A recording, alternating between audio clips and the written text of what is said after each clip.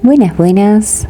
Mi nombre es Flora y en este canal comparto algunas reflexiones, textos, poesía. Vas a encontrar meditaciones guiadas y hoy te traigo un pequeño texto de Gurdjieff que si lo googleas vas a encontrar que hablan de él como un místico, un filósofo, el creador de un método al cual lo llamó el cuarto camino. Esto tiene un porqué, por supuesto. Él dice que hay 3 caminos espirituales: el del monje, el fakir y el yogi. Entonces, este cuarto camino, este método que él construye, es para el hombre común. Digo el hombre y no digo mujer porque en esos momentos, en el 1870 más o menos, que es cuando él nace, todo era creado para hombres. Pero eso no quiere decir que nosotras no podamos tomar estos conceptos y estas enseñanzas. De hecho, yo lo leí muchísimos años a Gurdjieff e hice una partecita de ese camino. Realmente despertó mi conciencia a muchísimas cosas, pero bueno, vamos por partes.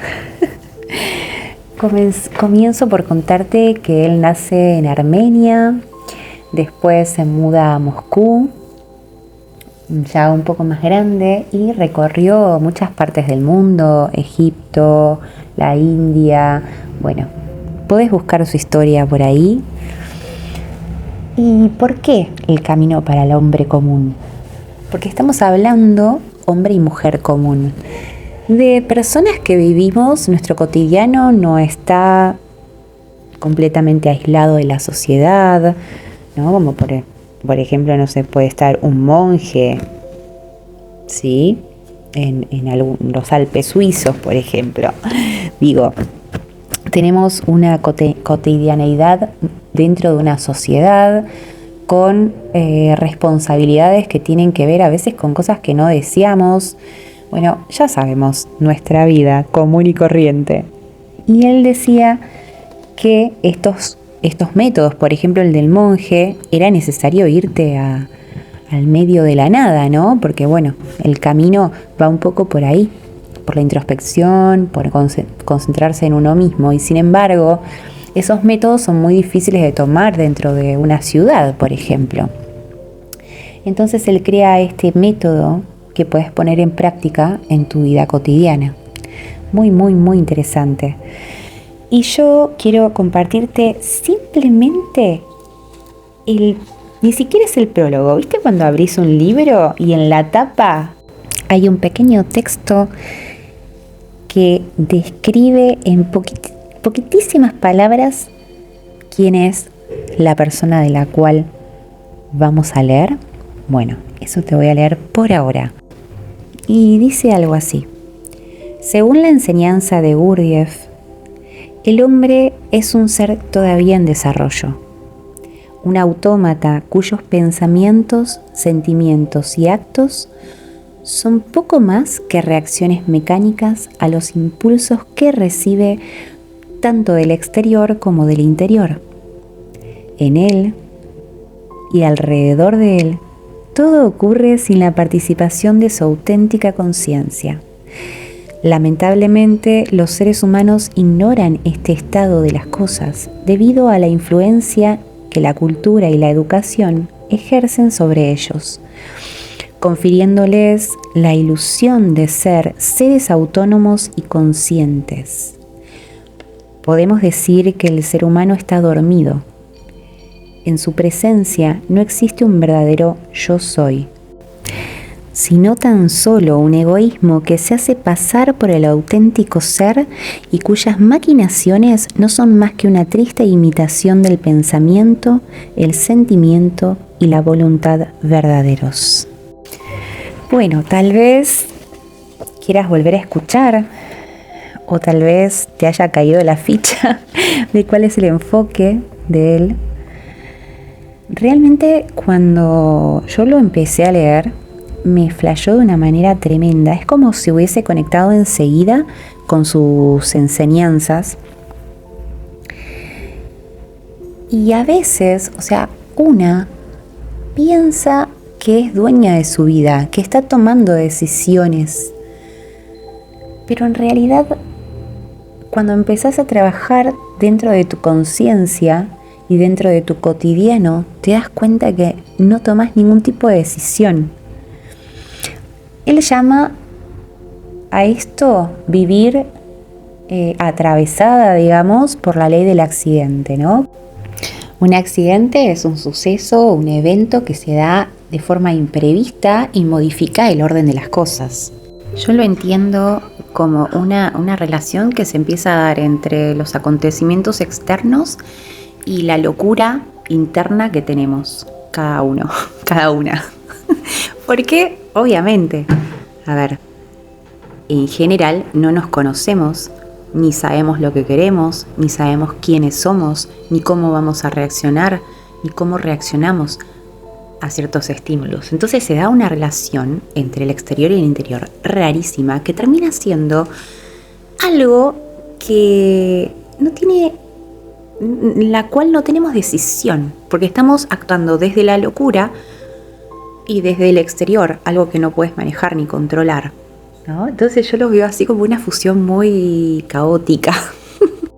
Recuerdo varias veces haber hablado con personas de estas cosas, de esto de tomar decisiones o no estar tomándolas, y me recuerdo a mí también de estar segurísima de que sí, yo estoy manejando mi vida, yo estoy tomando estas decisiones para mí, y después te das cuenta que nada que ver, pero vos tenés una seguridad de que vos estás dirigiendo tu vida. Ay, pero cuando caes en cuenta es un flash. Es algo súper interesante. Yo tuve muchas cosas muy mágicas y medias raras, y lo llamo mágicas porque yo no me puedo imaginar por qué sucedieron realmente. Y les voy a contar las que me vaya acordando. Pasa que fueron muchas, entonces es como que te flashea. De hecho, creo que a todas las personas que se conectan con esto y empiezan a investigar, les empieza a pasar esas cosas, ¿no? O tal vez pasan siempre y no nos damos cuenta, la verdad no sé. Pero te voy a contar una experiencia. Por ejemplo, yo estaba leyendo uno de sus libros, que es enorme. Se llama Relatos de Belcebú a su nieto.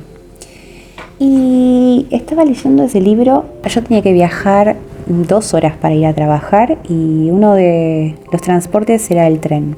Estaba sentada en los asientos que están justo ahí en las puertas que se abren. Y en un momento, mientras que estaba leyendo, yo estaba trabajando mi atención plena. Y empiezo a escuchar muchísimas voces al mismo tiempo, que básicamente son las voces que estaban adentro del vagón donde yo estaba, pero con muchísimo volumen, como si se hubiese subido el volumen del vagón. Bueno, empecé a escuchar, no sé, todas las voces, te diría. Y me llama la atención un grupito de flacos, que eran, ponele, 5 flacos que estaban parados entre las 2 puertas en el medio, charlando en círculo. Y yo estaba ahí leyendo mi libro. Para el tren, creo que fue en Castelar, y baja un montón de gente, entre ellos estas personas que estaban como a 2 metros, 2 metros y medio más o menos mío. Y bajan todos y uno de estos flacos vuelve a subir antes de que cierren las puertas, se acerca y me dice: hacele caso a tus sentidos, y se vuelve a bajar. Y yo me quedé completamente anonadada. ¿Qué decirte? Algo muy raro. Igual que, por ejemplo, cuando fui a buscar un libro de Uspensky, que era un aprendiz de Gurdjieff, la fui a buscar a la feria del libro que está siempre ahí en Parque Centenario, en Caballito. Bueno, me pongo a caminar, a ver los libros que hay por todos lados, en toda la feria, hasta llegar al lugar donde yo iba a retirar mi libro. Entonces estaba ahí leyendo un poquito un libro que había encontrado y viene un chico que tendría, no sé, 15 y 16 años, así como muy ansioso, y le pregunta al flaco el dueño de estos libros que estaban ahí, le pregunta si tenía algún libro de Uspensky. Yo me quedé re flayada porque la verdad es que no es como decir, ¿tenés un libro de Cortázar? ¿No? Que muchísimas personas lo hemos leído y tenemos algún libro en casa o lo conocemos por lo menos de nombre. No había nadie en la feria, estaba yo y 2, 3 personas más, la feria es enorme. Y este chico. Y el flaco le dice, no, no lo conozco. Ah, bueno, gracias, le dice. Y entonces yo me doy vuelta y le digo, discúlpame. Claro, esto es re loco. Y le cuento dónde yo había conseguido este libro que iba a ir a buscar. Bueno, y así como que de repente se empiezan a dar algunas conexiones, ¿no? Y después compré un libro por internet, que también no me acuerdo dónde era una librería muy grande, y yo me encontré con el flaco que trabajaba en la librería para que me dé el libro. Me encontré, me acuerdo, en Flores, y el flaco me da el libro y me dice, ¿para quién es el libro? Le digo, para mí. Creo que ese libro también era de Uspensky. Bueno, le digo, para mí. Me dice, qué grande, qué sé yo. Le digo, ¿vos lo leíste? Me dice, sí, yo fui discípulo de una discípula de Gurdjieff. Y me quedé tipo, ¿qué? Bueno, fuimos a tomar un café, estuvimos charlando y bueno, me tiró bastante data. Esas cosas que se van dando, ¿no? Cuando entras en los caminos, en sea el camino que sea. Pero bueno, esto tiene como esta cosa media mística, porque por ejemplo el flaco que me trajo el libro, yo puedo decir, bueno, trabaja en una librería, justo le interesó y me trajo el libro y justo era, bueno. Pero y el flaquito que me encontré ahí en la feria del libro, re descolocado, desesperado, buscando algún libro que tenga que ver con estos autores. De hecho, este libro que yo fui a buscar a la feria, es un libro usado que es muy difícil de conseguir. Entonces era como re loco lo que había pasado. Y lo que pasó en el tren, bueno, eso ya sobrepasa cualquier límite. Y estas son algunas de las experiencias que me fueron pasando. Yo les voy a contar más. Me parece tan interesante esto de traer a tierra, a la realidad de todas, de todos, estas posibilidades de poder conectar con nuestra conciencia, con despertar, con iluminarse y la iluminación, ¿no? Que lo vemos todo como, ay, tan lejano, pero justamente porque lo pensamos como, hablas de iluminación y depende de tu cultura, de tu religión o tu tendencia filosófica, vas a imaginarte, no sé, a Jesús, al Buda, a Foucault, no sé, a quien sea, como a Freud, ¿no? Como un iluminado. Y pensarlo como tan afuera de vos, como tan imposible, porque o sos un iluminado que Dios te puso en la tierra, o dedicaste tu vida completa a iluminarte en el medio de un monte. Y lo ves tan lejano eso que decís, bueno, ninguna de las dos opciones son para mí, claramente. Nunca voy a iluminarme, nunca voy a ser una iluminada, una persona consciente. Porque ¿qué es estar iluminado? No es elevarse por sobre todos y todas las cosas. Es estar consciente. Consciente y en coherencia. No te voy a decir que eso sea algo fácil. Claramente todas las personas que estamos en un camino de descubrimiento, de conocernos, estamos queriendo iluminarnos en ese sentido para obtener una vida mejor, estar en bienestar, en salud emocional y física, ¿no? Ese es el camino de la iluminación, el comprender, el entendimiento, la coherencia.